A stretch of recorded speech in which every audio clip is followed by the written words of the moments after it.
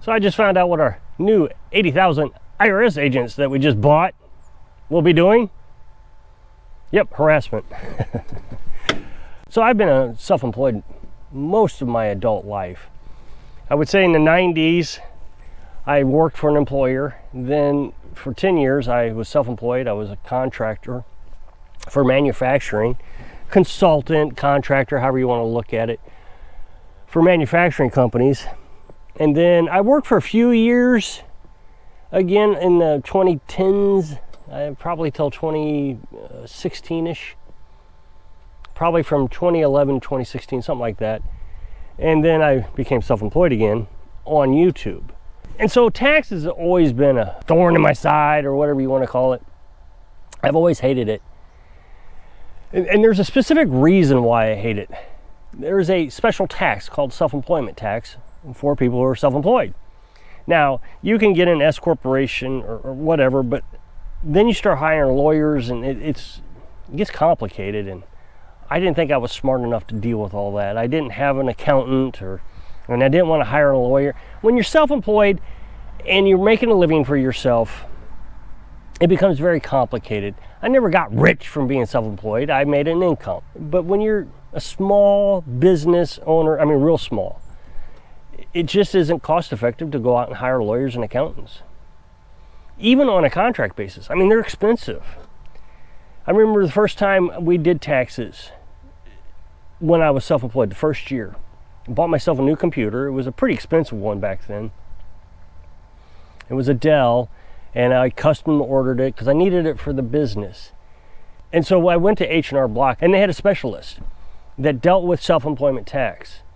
And she basically told me, "You're insane. You should just go back to work for an employer." I probably should have listened to her, but I've just never been really good working for an employer. I've done better on my own than I have as an employee. But it is frustrating. What it is if you work for a company, you pay 7.5% Social Security tax. It's not a tax. I mean, they say it's not a tax, but it's going to be a tax. And I've always felt like that when I turn 62, it's going to be gone. And the thing is they're really talking about it now again. They talked about it in the mid-2000s, and now they're talking about it again. It's just not going to be there. So it is a tax for me. I'm pretty sure that I will never get to collect on it, and I've paid in more than I can stand. So you pay the 7.5%, and then the company that you work for pays another 7.5%. So there's a total of 15% in Social Security that is being paid in. So the employer gets to write that off on taxes. So it's an expense to him. And expenses are nice, don't get me wrong. So instead of paying, $1 million in taxes, they pay $500,000 because they pay it half of your Social Security, whatever it is. Well, I don't get that benefit. I have to pay the full 15%, unless you're an S corporation or you can incorporate or whatever. But as a self-employed person, you don't get that. You just pay the 15%. So I've hired, I just want to be clear, because there's always these experts out there that know everything about everything and they don't know anything about anything. Just to be clear, I have hired an accountants and attorneys both to look into taxes, because I always thought, man, I'm just paying a ton. I mean, one year I made, I think, $20,000. It was nothing. After all the write-offs and the gas, because we traveled, I had to travel for business constantly. And it was one of my first startup years. $20,000, and I felt like I was paying more in taxes. I can't remember exactly what it was, but it was outlandish. Let's call it $8,000 or $9,000. So nearly half of the money I made went into taxes. Now that doesn't make sense. It comes up to roughly 30% is what you owe, which is probably right. But when you're only making $20,000, you think, man, there's got to be a break somewhere. Just to be clear, this is when I started to work on solar panels. And I was working on solar panels because back then you could get tax write-offs for solar panels on your house. They give you a rebate or something. I don't remember what it was. That's just kind of a side note. I mean, I live off grid now, but the reason I live off grid is probably because I was so interested in the solar panels back then. So the problem was I got so far behind on taxes. You make monthly payments is what you do. You say, well, I can't afford that. When you're only making $20,000 and you've just spent everything. So you start a payment plan. The thing is they make sure that you never get that paid off, ever. So let's say you owe well, I'm not even going to try to guesstimate, but they make sure that you're not going to get it paid off in a year. So the next year, you get more taxes that you got to pay. So you put that on a payment plan, and before you know it, you got 5 or 6 years of taxes that you have to pay on. And you're not in trouble. You're doing everything legally, but you got the interest and penalties and all that, and it's just you never, ever get ahead. Well, so then I started working for that employer again, and I got debt-free, and of course, one of the debts I had was taxes, and I was so relieved to get that off my chest. Well, then worked there for a few years. After we got debt-free, got a good savings account established, and I started working on YouTube. At first, it wasn't terrible. It's hard to explain. I guess I need to back up a little bit. When I was a contractor, consultant, I built databases for companies. Well, then I quit those companies to work for an employer during the 2010s. When I started traveling as a nomad, that's how we got started on YouTube, was nomad. You can go back to my earliest videos, you'll see them. I was able to pick up some of those customers I had, a few years prior to help maintain those databases. And so they put me kind of on a company lawyers thing where they just paid you a monthly fee, and if they needed you a lot, you worked a lot. But if they didn't need you at all, you got paid for doing nothing. It was a pretty good deal. I had about 10 companies. And then like I said, we were traveling. I was probably making, well, it's hard to say what I was making. At first it was $100, but for the longest time I was making about $500 a month. So taxes weren't terrible on YouTube. Now, the nice thing about being self-employed as a contractor was my pay was always pretty consistent. After we started traveling and when I first started the company, I mean, if you think about it, the first year you probably have 1 or 2 customers, and I worked with them all year long. And so you kind of knew what you were going to get paid that year, so you could estimate your taxes. And then the next year you might pick up another one, so you were able to estimate, but you didn't have to worry about losing money. Rarely did I lose a customer. And if I lost a customer, I was able to pick up another customer.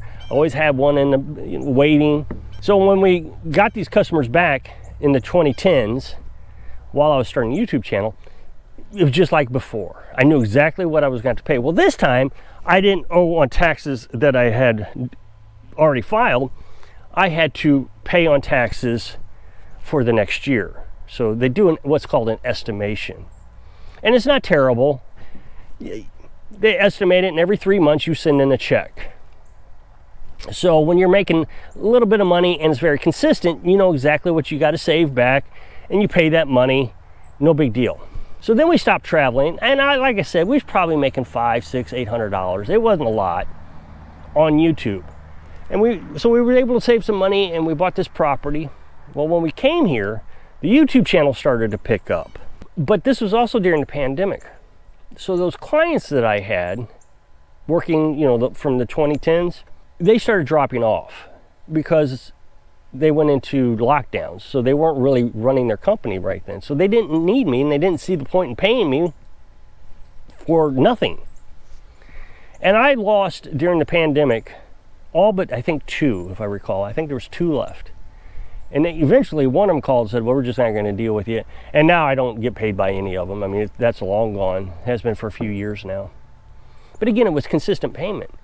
But now YouTube started picking up, just coincidentally. Well, I don't know if it's coincidentally. The pandemic had a lot to do with my YouTube channel picking up. The problem with YouTube is your monthly income fluctuates dramatically. And sometimes your yearly income fluctuates dramatically. On a good year, my channel will start to pick up around the August, September time frame, and we'll do pretty good until about December, and then in January it dips back down. It has always pretty much worked out that way for the 6 or 7 years I've been on YouTube, but there's been 2 years that it hasn't worked out that well. So about 2 years ago, I didn't pick up in August. Nothing happened, everything just kind of trended along. And this year has been pretty slow. I had a video that did okay for a while, got 400,000 views, and I was pretty excited, like, oh, things are picking back up, but it's died off and nothing else has happened. I mean, and it's not a huge issue, but the thing I always have to think about is these quarterly payments. So if you make a bunch of money last August, and you file taxes the next year, you are going to be given an estimation of how much taxes you need to pay this year, each quarter, based on that information from last year. Let's just throw out some hypothetical numbers. Let's say I'm paying $2,000 every quarter in taxes because of what I made last year. So that means that this year they're expecting me to make the same amount of money as I did last year. Well, this year I already told you, it's much, much, much less. So I'm not making any money this year, if you really think about it. YouTube pays me a paycheck, and I send it into the IRS every 3 months. It works out to about every 2 paychecks that I make, because I make a paycheck every month. So about every 2 paychecks goes into the IRS, and then I get 1 paycheck. So that's why you got to have a savings account, because you couldn't live any other way on YouTube doing taxes. It's just impossible. You never know what you're going to make. Now, the thing is I may get back a bunch of money at the beginning of the year. I don't know that. I would like to think that's what's going to happen, is I've paid in too much, they're going to pay me back. But who knows what could happen in December? So it's not like I can go and spend into my savings account, because I don't know. I may need that money next year. So even if you work for an employer, you know you're going to get money back at the end of the year. You probably know how much you're going to get back. It's going to be a little bit more, a little bit less than it was last year. You have an idea. I never have an idea. I could actually, let's say in December, make a ton of money, ended up owing more next year than I did this year. And it's all very confusing, and I know all the tax pros are going to tell me, oh no, just take it to a lawyer. You don't have to pay that much. And I've even heard people on YouTube say you don't have to pay money because you make a special rate. And what it is, when they send out your W-2, there's a special category that YouTubers are in. Well, if you don't know that and you're looking on TurboTax, your rate's not in there. It's very confusing. Where's it at? So a lot of people just say, oh, I guess I don't have to pay it because I can't get past this screen. Well, you can get past that screen. I messaged TurboTax, you get those instant messages, and they reply back, oh, you got to do this drop down thing here, and it was right there. So there are a ton of YouTubers out there who aren't paying taxes because they don't think they have to. Now imagine this, you're 18, 19 years old, mom says, hey, well maybe 17, I don't know, when mom says you can or can't, mom says, hey, yeah, you can make a YouTube video, so you make a YouTube video. And you don't think about taxes too much. You don't realize that you're going to have to pay taxes as a self-employed person. You don't know anything about taxes. When you worked at Taco Bell, they took the taxes out and you were mad because you didn't get your $100 in paycheck. I wouldn't imagine it's much more than that nowadays, but that's my first paycheck, was $100 at Taco Bell. Whatever it is you got paid at Taco Bell, it's much different now. And if you don't know that as a teenager, you're going to get in trouble. And there has been a lot of teenagers who have gotten in trouble with the IRS being on YouTube and social media. It's a dangerous game if you don't think this through.